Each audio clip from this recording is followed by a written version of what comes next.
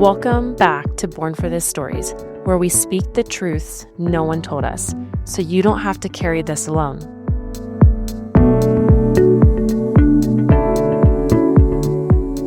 Today we are honored to speak with Rebecca Hunter. She is a mom of 3 beautiful girls, an entrepreneur, and now a holistic medical mama.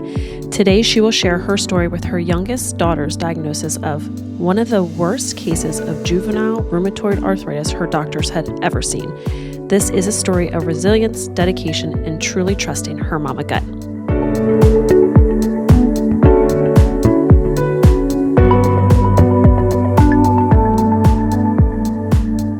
Today we have a very special guest with us, Rebecca Hunter. She is an ultrasound diagnostic enthusiast by day and a medical mama for the rest of the time. So welcome. Thanks for joining us. Thank you for having me. You are so welcome. I'm super excited to dive into the story because your story is deep. It's got a lot of intricate parts to it. So I'm super pumped to dive into all of that. And one thing that we also like to try to promote as much as possible or provide information for is some holistic side to some of these medical conditions. So I know we're going to dive through all of that today. Why don't you give us a quick rundown of who you are, a little background, what's your family like? And then we're going to be talking about juvenile rheumatoid arthritis. Yes. So I'm married. We have 3 daughters. Our oldest 2 are teenagers, almost on the bridge of adulthood. And then our youngest is 9. And she's the young lady we'll be speaking about today. When she was born, it was January of 2016, and everything went smoothly. I definitely did have a C-section. I had C-sections with my 2 prior, so that was not unexpected. Unfortunate, yes, but not unexpected. And we thought everything was going to go just as great as with our other 2, and that we were going to be bringing home a healthy, happy baby. And we did bring home a healthy, happy baby. In 2019, she started to participate in a ballet and jazz class with her cousin. And so she was only about 3 years old at the time. And her teacher pointed out to us that she was not really able to point her left foot to make her toes point. And it's interesting that she had brought this up because it was wintertime and I had bought some boots for her and I couldn't really get the boot on her left foot. And she being a very spunky child and very particular about things, I was under the assumption she did not want to wear those shoes and that was not her thing and she wasn't going to participate, and not that it was actually something that she couldn't do. So when it was brought to my attention, then at first we just kind of watched it because she wasn't complaining of any pain, and I thought maybe, it was a growth spurt. Maybe she had some tendons that needed to be catch up growth or stretch out or adapt or things. So we watched and it didn't get any better, and we decided to take her to a pediatric podiatrist. So we did that, and they didn't say much about it. They said, okay, why don't you put this splint on her foot for a little bit and see if that helps. So we were wearing a brace a lot during the days and not thinking too much about it. Again, she was growing, eating, running, jumping, playing, doing all of the things you would expect a young child to do. As time progressed, she turned 4, and we started realizing that she was having the same issue with her other ankle. And that started to really raise concerns. So at that point, we abandoned going to the pediatric podiatrist and went to an orthopedic surgeon. What did the pediatric podiatrist do for you guys? Nothing besides say, it was just her one ankle. They said they really don't know what it is, splint it, maybe she twisted it, maybe she hurt it, but there was no real signs of swelling or inflammation at that time. Did they x-ray? At that time, no, they didn't even x-ray. It was just a manual taking a look at it, seeing how it moved. Again, I don't think they were too concerned about it. I think at first they thought that it was just an injury type thing. And then when we went back and it didn't work, and it hadn't gotten better. They did recommend an x-ray at that time. That was at the point too that I started realizing that it was in the other ankle, and I thought, okay, maybe we need to see somebody different. Sure. So we went to an orthopedic surgeon, and they did do x-rays, and they said that, joint-wise, everything looked the way that it was supposed to look. And everything should be fine according to what they said, or what they see. So it sounded like they kind of had like a similar expectation that like maybe she just hurt both ankles. Yeah, I specifically remember one of the doctors telling me that, some kids just have less range of motion than other kids. And to me, that just didn't seem right because, all my kids have been very limber and they do flips and splits and all kinds of things. So for her to not be able to move her ankles properly didn't seem to be a normal thing that I should just accept as her body type or something like that. Sure. So we finally went to Shriners Hospital in Tampa. They have since closed down, unfortunately. Oh. But they were really great. They got us in. They did a full examination. They had her walk around. They moved her hips, her knees. And that's when they came back to us and they said, this is not an orthopedic issue. You need to see a rheumatologist. And I wasn't really even familiar that children would need rheumatologists. That wasn't really anything that I was familiar with. So coming from a background of not wanting a lot of medical intervention and being a little bit suspicious, I guess I could say, of some doctors and their motives, we did get an appointment at All Children's Johns Hopkins Hospital in St. Petersburg. We met the rheumatologist there, and they didn't really give any diagnosis at that point. They just said, yeah, she's got some inflammation. We're going to run some blood work. And then we did the blood work, and we were supposed to go back to see that rheumatologist. But I did at that point get a copy of our notes through the MyChart. And I didn't like the way that they were referring to my daughter, and I didn't feel comfortable going back there. So my husband and I made the decision that we were going to fly to Cincinnati and go to Cincinnati All Children's. Can I ask, how they were referring to her?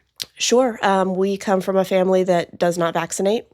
And so anytime they would refer to my daughter, it was not, Nora or a young girl or anything. It was unvaccinated patient, unvaccinated child.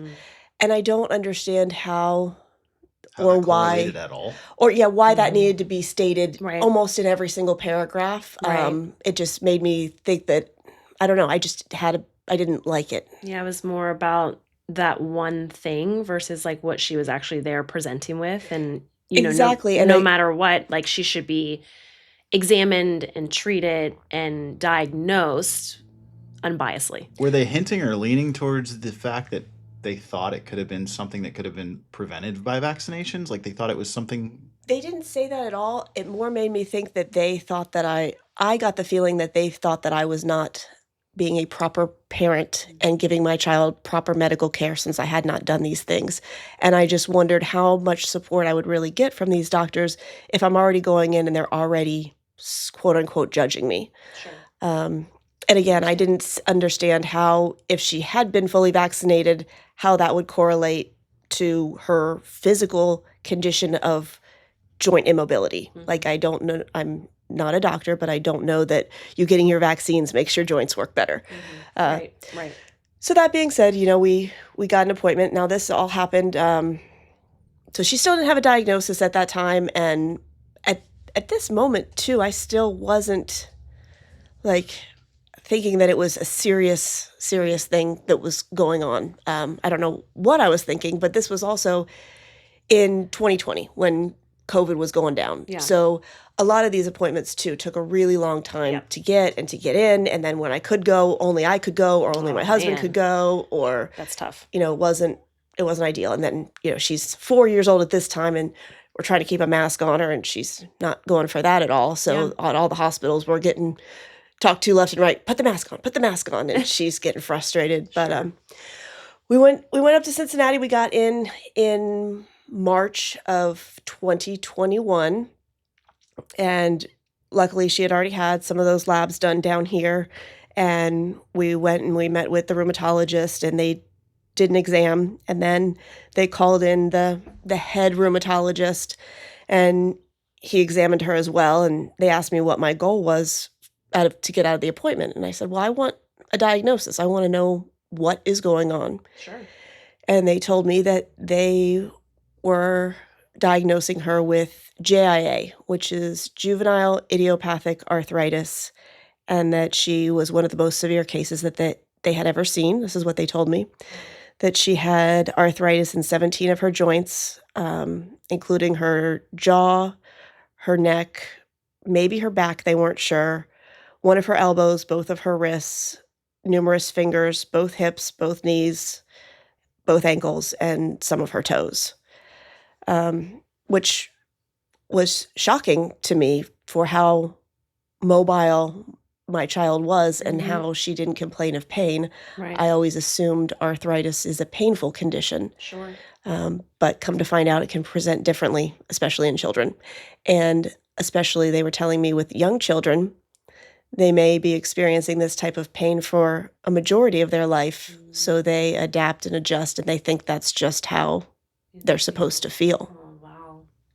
I think that's a really important thing to say and let listeners know.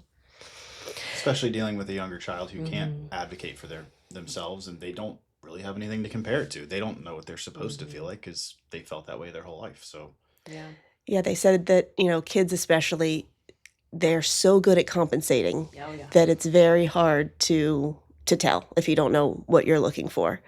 So that was a hard hit. And then, they segued straight from that to bringing the nurse in to show me how I'm going to have to inject her with methotrexate, and that they're going to be pushing to get insurance to approve her for a biologic. At that time, they were recommending Humira.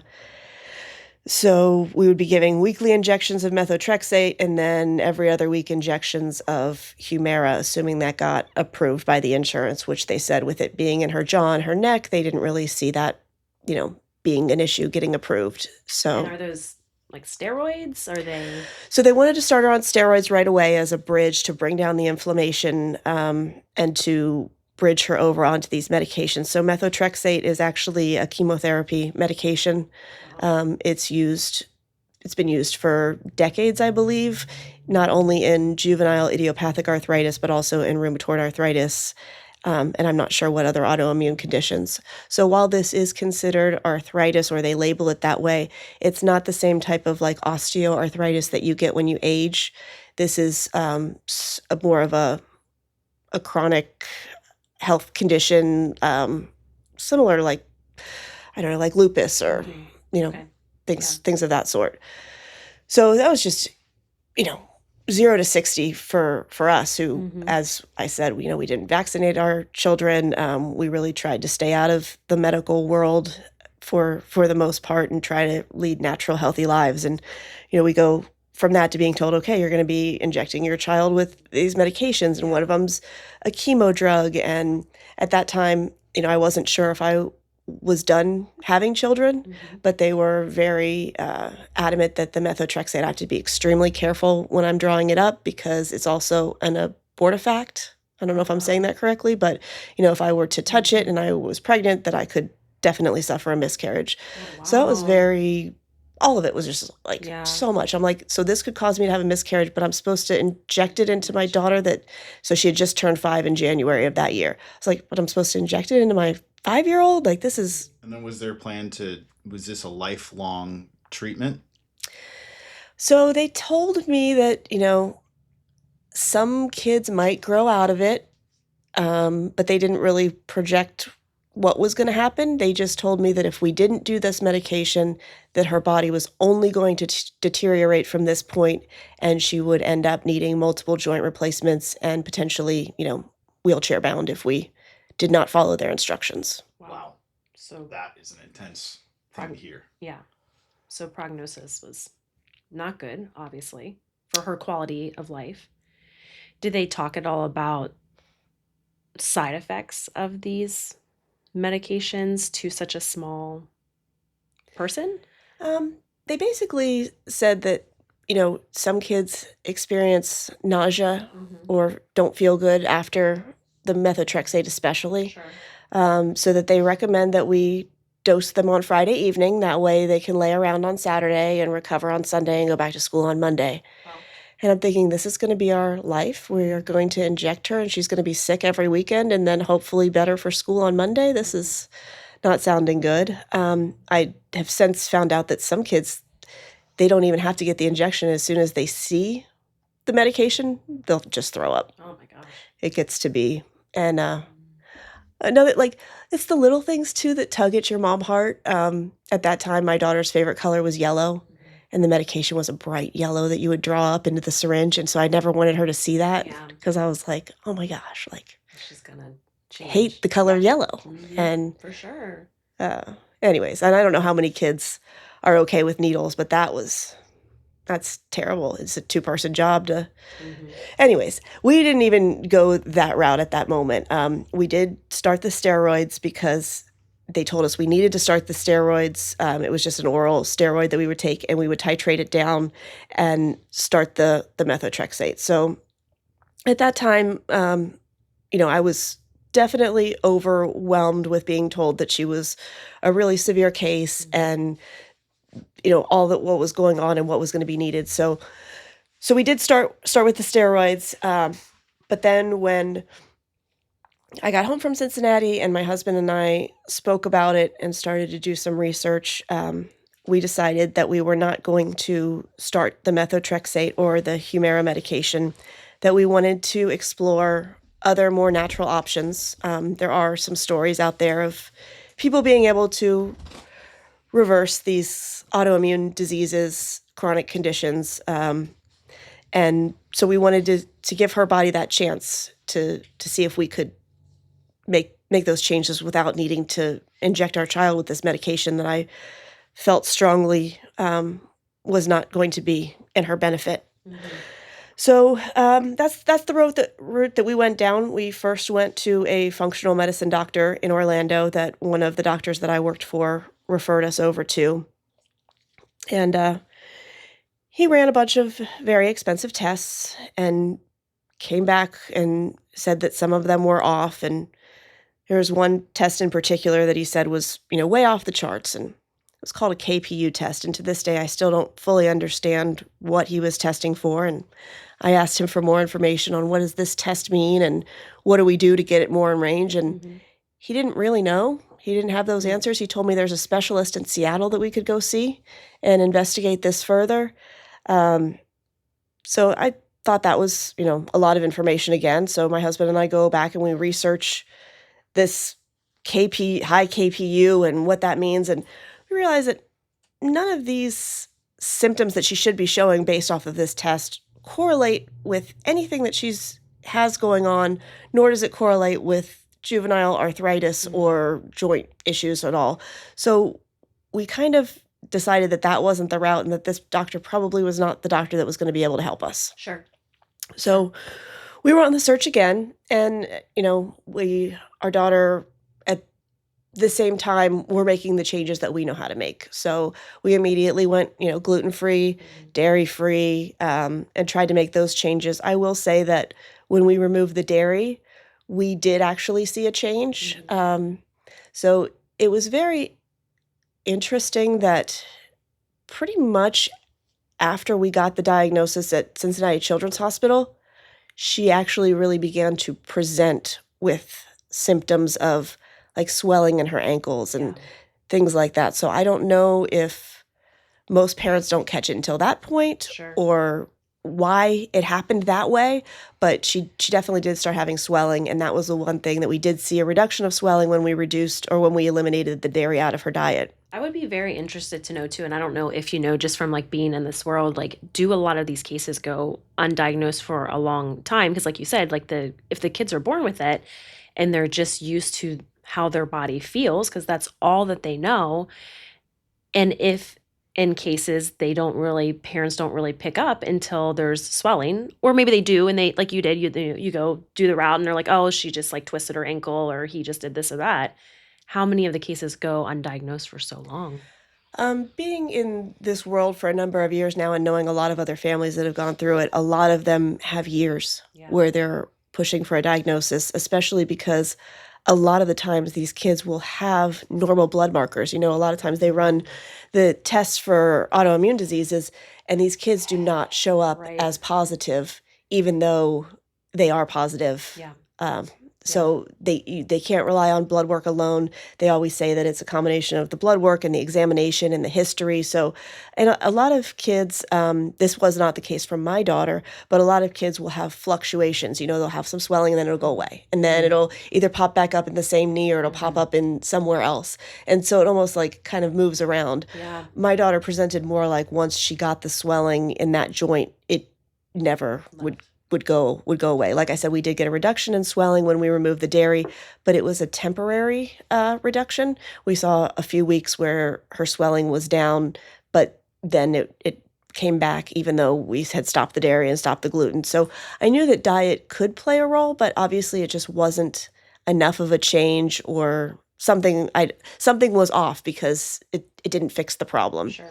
So that at that point we found a doctor in a functional medicine provider in Georgia who had a video up where they had a child that had juvenile arthritis. He only had it in one joint. There's actually a few different subtypes of juvenile arthritis. There's osteoarthritis, I believe, which is when it's in one joint. Then the polyarticular, where it's in multiple. Then there's systemic, which is really scary. It can actually attack the organs and in some cases can be life-threatening.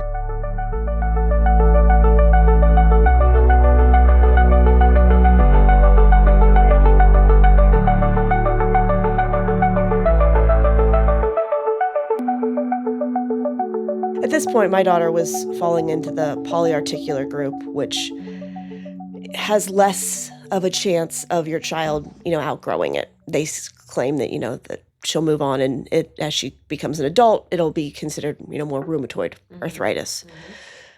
Oh, so we go to this doctor in Georgia, and the patient that he had just the swelling in the one knee, and they got results. And so this doctor said a lot of the things that we were doing, change the diet, gave us some more pointers on eating healthy, making sure she's getting out and getting sunlight, things like that. We were doing food diaries and sending them in. They gave us some supplements to try, and also ran some more, expensive testing that I don't know how much it really changed what we were doing. But all these things with these functional medicine doctors were very expensive and not covered by insurance. Not that I think insurance is usually very helpful in these situations, but it's just hard because you go through your insurance and you go to medical doctors and they don't give me any real hope. And then I go to functional medicine doctors and I feel like some of them knew from the beginning that they wouldn't be able to help us. And they kind of were like maybe practicing on my daughter, but still charging me for all the testing for them to do that. And especially when you're a parent and you're so desperate, and like I don't want to tell this doctor that no, I don't want to pay for that test, or I don't think it's valuable, because like I want to do anything I need to figure out what's going on with my kid and to help him get better. So it's just it's so emotionally and financially draining. It's just it's just scary. So we did that that was probably the second half of 2021. And I thought that things were doing okay. She had a little bit of swelling, but again, she was still participating in her activities and her dance and things like that. And we get through the holidays in 2021 and 2022, and we live in Florida, so it doesn't get that cold. But January, February is still a little chilly, so we weren't outside a whole lot, and she's still bebopping around the house and acting like a normal kid. And that spring break, we all went to Key West. And we decided, since we flew down there, that we weren't going to rent a car. It's a small area. We would just walk everywhere. That's when we very quickly learned that our daughter couldn't walk. She couldn't walk a block. Like, she had to just stop and ask her dad to carry her. And that's when I was like, wow, this is like, she's happy and she's not complaining of pain, but this is really bad. And I actually have a picture of her down there. It was over St. Patrick's Day, and she's dressed up in this cute little green skirt, and she's got like little green ear things on or something, a headband type thing, and she's posing, and her face looks so drawn and white, and her legs are so skinny with these knobby little knees and ankles. And I guess when you're in it and you see her every day, like I don't want to say I didn't see it, but like looking back, like I can see it so vividly. So that freaked me out. And we went back to All Children's and we told them that, yes, we will start the methotrexate and the Humira. So that was, we went on vacation in March. We went back to Cincinnati Children's Hospital in April, and we started the medications in April as well. So they told us it would take, a few weeks to a few months. Everything that I was reading online says, 4 to 8 weeks for this medication to kick in and to see some results. So it was most of April, May, June. By July, she was getting worse. Like medication was not helping. And there were times when she didn't even want to get off the couch. So we made an appointment to go back to Cincinnati Children's Hospital. And at that point too, I kind of renewed my thought process. Like, we need to find more help. Like, we didn't find the right people yet. We need to find something more. So we're trying to go both routes. So we go back to Cincinnati Children's Hospital and they say, I know it's been a while and that it's not seeming to help, but let's up her Humira every single week instead of every other week, which is not even anything that's like part of the guidelines of Humira. This is like outside. So they had to get like special approval for the insurance to approve this dosage and stuff. And so it almost sounds like the functional med docs are just kind of doing like what, I don't want to say like practice, but like they're like obviously not owning up that they are experts in this area. And they're like still telling you that they can help.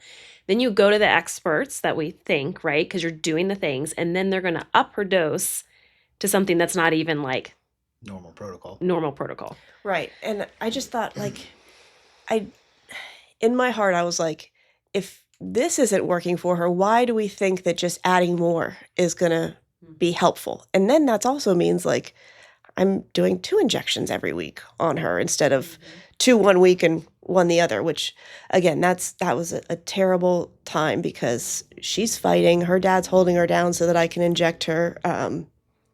We're all crying. It's all terrible. In my heart, I don't feel like I'm giving my child what she needs.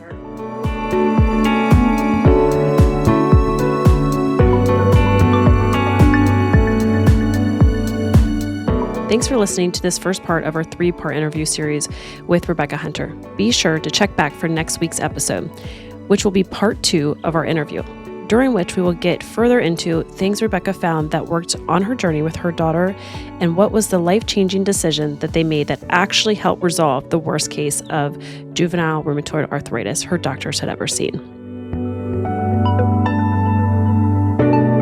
If this episode resonated with you, we'd love for you to take one simple step. Share it with a friend, another parent, or a caregiver who might need to know they are not alone in this journey. Make sure you are subscribed so you will never miss an episode. We release new stories every Monday. And if you're looking for more connection, resources, or ways to share your own story, come join us on Instagram at Born for This Stories, or visit our website at bornforthisstories.com.